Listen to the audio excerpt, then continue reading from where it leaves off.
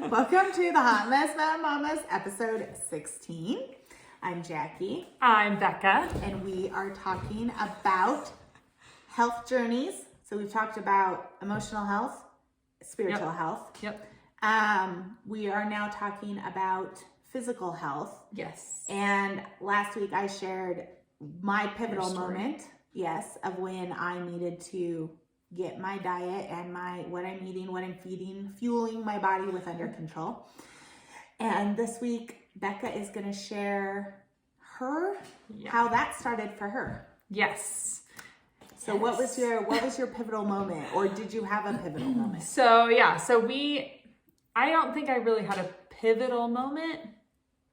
It was more of like this gradual understanding of kind of how what I eat affects my body. And it really started whenever we moved to Russia and you couldn't get, processed foods were more expensive than unprocessed food. So it took me a lot longer to prep meals and to cook, and it was more involved with traveling to different shops and picking out the food that you wanted. But that's when I really noticed a difference in how I was even feeling and how my kids were even feeling. And on top of that, our nanny was vegan. And so she brought a lot of fun, she would just pick stuff up for us at this massive supermarket that was under the shopping mall.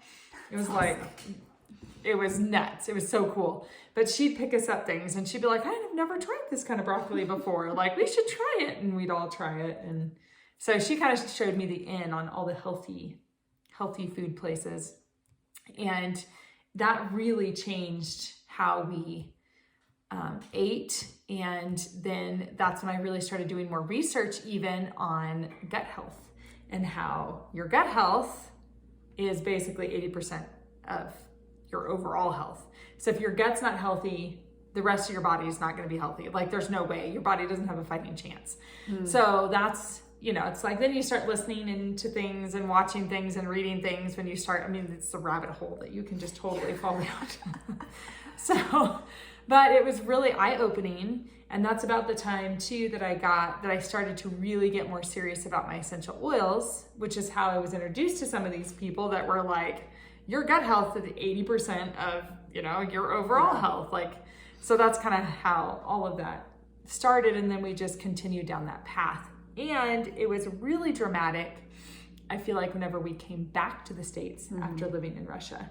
Both Jordan and I were super skinny, almost unhealthily. Some of that was due to stress, but I also know that some of that was just because we walked everywhere. So we got our exercise, we were eating healthy, we weren't ingesting a ton of sugar because it just wasn't normal for people to eat that way. So coming back to the States, it definitely was a little bit of a shock to our systems, even just to see and to even start eating certain kinds of foods again that we were we get to go eat.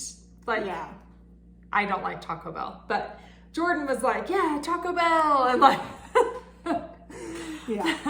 so I think that was kind of the beginning of it. And then I was really turned on to it when my mom actually completely changed her diet and got some different health advice about, she cut out all flour and all sugars. That's hard. All sugars. Yeah. Not even fake sugar. She would use stevia and that was it. Nothing else. So no other food product had any kind of sugar, even the fake stuff.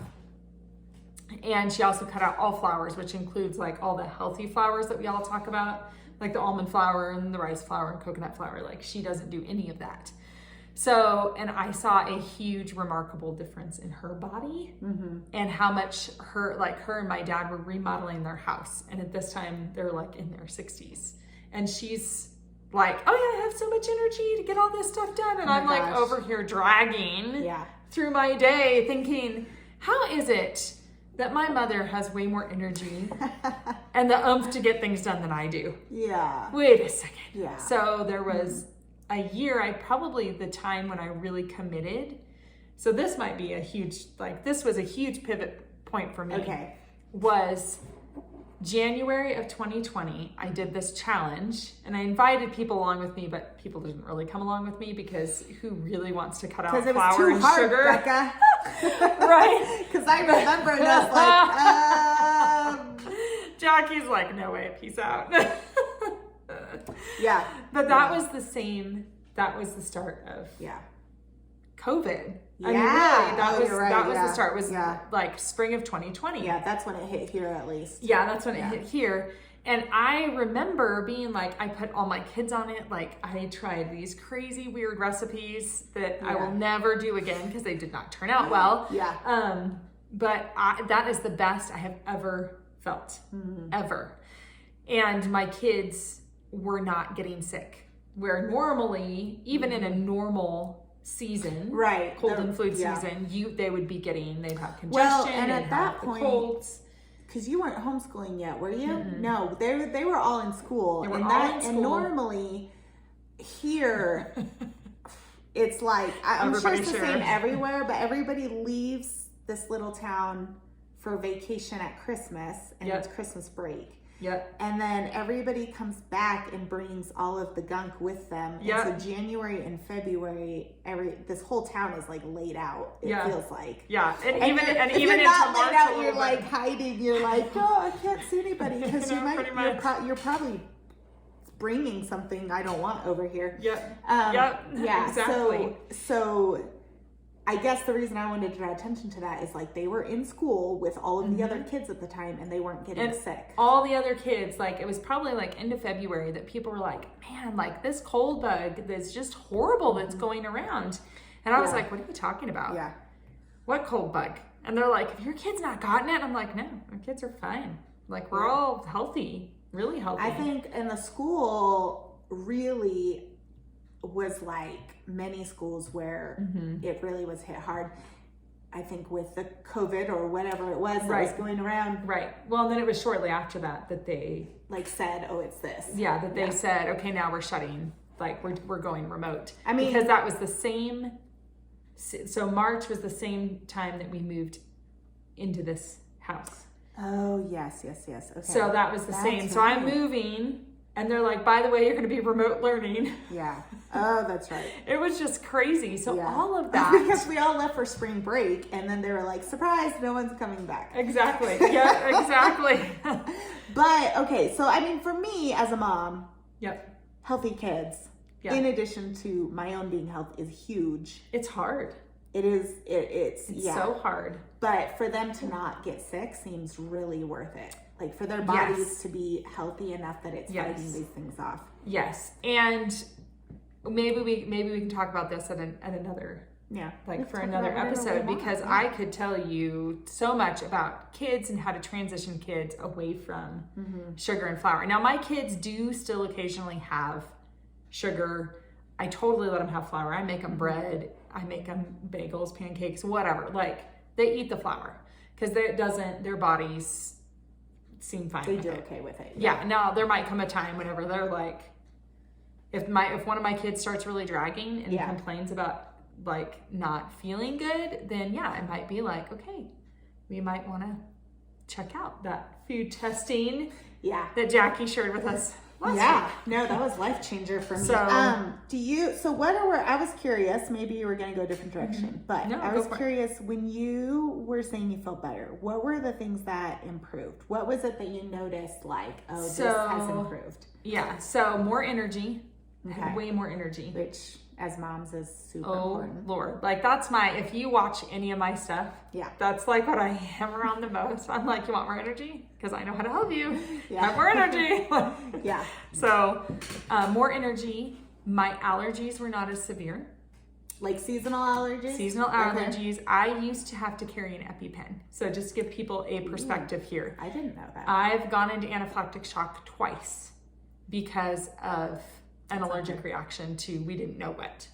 Later we suspected that it was probably trees and grasses.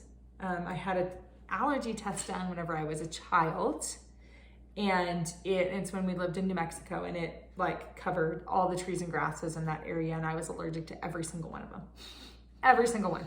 Wow. So it's fascinating to me that just changing my gut health has helped tremendously with outdoor allergens. Because so now I can still, if I go feed alfalfa, sometimes I'll still get like a little sneezy, but it is not, I used to totally, my whole face would swell up and I would get the whole like itchy throat, itchy ears, that sort of thing. So those things have, like, whenever I say it's dramatically changed, that's dramatically changed. Yeah, that's huge. So I am not great. Now, I don't know what it was about the January 2020 through this. It was basically even through summer. And then in the fall is when I kind of started to fall off that bandwagon. And Thanksgiving and Christmas came, and I was so excited about Thanksgiving food and Christmas food that I was like, oh, I'll just let it relax this year. And I'll just eat all this junk, and then in January I'll do the same thing. Yeah, because Thanksgiving food seems like it could be healthy, but really we don't really make it healthy. Right. With the exception of maybe pie. Yeah. But you know, like the turkey, the dressings, those things could be, but we the sweet potato casseroles. You chock them full of sugar, even though they already have natural sugar in them. Yeah, and they're good. I just made mashed sweet potatoes last night to go with turkey meatloaf. Yeah.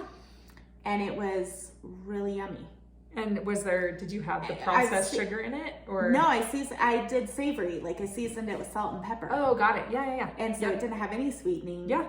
I debated for a minute if I wanted to go sweet and add a little maple syrup to it. And then I was like, no, I think I'm going to stay savory. And I actually added chili pepper. Ooh. Yeah, I don't know why, but it just amazing. Sounded good. So I tried it. I have some sweet potato in my fridge that I actually liked it. It was just like a wing it. Okay, who wants more recipes?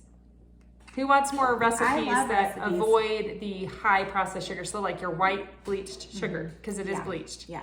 Just file that away in the back of your head. So we have recipes. Yep. But also a really good resource that I like is Bakerita. Have you tried her? No. She's really good. I think I've Bakerita. I'm gonna write that down. So she does natural. And she does all sorts of baking things. Like I don't bake as much, but she does like a lot of baking type things. Also, so if you're wanting like alternatives to some of it, but she uses like the natural sweeteners and stuff. Yeah. Which is pretty cool. Yeah. So I've got on that note, yes, the one thing that I used the most of during that time was soaked grains. Oh, I forgot about that. You talked about that, but I had forgotten. And that's how we made our waffles. Now I'll take those leftover waffles that I've made through soaked grains, and I will do like grilled cheese with it. Yeah. Because if I'm making grilled cheese for my kids, I can't eat that bread. Yeah. But I can use the leftover because like little square waffles. Because you still eat dairy. Yes. Correct? Okay. Yes. Yeah. So you cut out sugar, bread, and flours. Right. And flour. Okay. Predominantly. Yes. Or only. And mainly the white. I mean, not only, that's a lot, but like. Right. Mainly that wheat flour. Okay. That like if I happen to get, it's so expensive now, but if I happen to have like oat flour or almond flour, then use those. Okay. Yeah. I would use them because it's not an addictive nature for me. For my mom, she talks about how it's an addictive nature. Like even if she uses those flours, it makes her want more. Right. Okay. So it's more of an addiction than. Yeah, I don't have that problem with the flours. Now the Bakerita that I mentioned does use some of those alternative flours in her baked things. However, if you're doing something that is a treat, and not an every week thing, it's not, the expense of it might be worth it for special occasions or a treat, or like Thanksgiving, or Thanksgiving and Christmas. So I do dairy free. And also I try really hard. Sometimes I get lazy and I'll use sugar, and then I wish that I didn't. Yes, so, you can tell. So this is something else. If you cut that stuff out and then you put it back, this is like a great test. Is if you cut that stuff out and then you add it back into your diet. This is like the lazy man's method of testing if you're not going to do food testing. Is if you add it back into your diet and then you feel like poop. Then you should, that's a clue. Oh, maybe I shouldn't be eating that. And those were not the surprising things on my, see, I say do food testing though, because there were some other things that we will talk about. We'll talk about next that week. That were surprising. that I was like, oh dang, I never would have thought to cut that out. Yeah. Now, okay, but so you did so flours and sugars. So what does your cooking look like? It actually looks a lot like keto. Okay. So lots of meats, lots of vegetables for me, lots of eggs. But it's not you're not following the keto diet. It just naturally.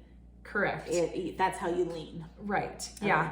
For my kid, I do almost, and I know for some people they're like, oh, that sounds like so much work, but it really is not. Like this morning, my kids had muffins, and then I made scrambled eggs for myself, threw in my favorite green chilies, and they had some eggs along with their muffins, but I didn't eat the muffins because it's flour. That's where I fall. If I make the muffins, I do eat the muffins. Yeah, I have to almost so whenever I make stuff like that, I will do a double, sometimes triple batch, and I freeze it. Okay, and just get it off the counter. Yeah, so then it's out of sight, out of mind. Yeah. So then for a quick morning meal, that I just pull them out of the freezer, and it is essentially it goes on the counter, and I don't I just tell the kids, I'm like, muffins are on the counter.